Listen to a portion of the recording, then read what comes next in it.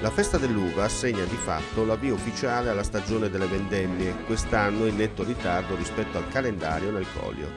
Da oggi, dopo il preliminare dedicato alle uve grigie, si inizia il taglio dei bianchi nella speranza che il maltempo previsto non lasci strascichi a questa martoriata annata.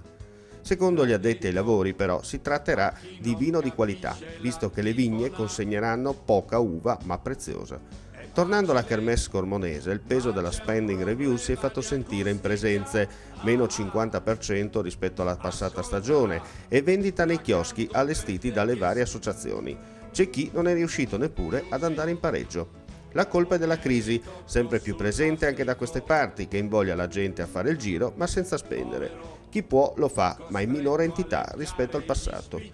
Ora la parola ai fatti, capiremo tra qualche settimana se le previsioni saranno rispettate e se Dio Bacco non avrà fatto scherzi di cattivo gusto.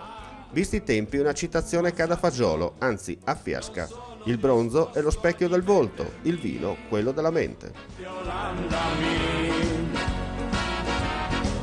E la gira, la gira, la gira.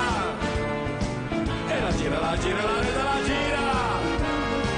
E la gira, un Silvano, peggio per te.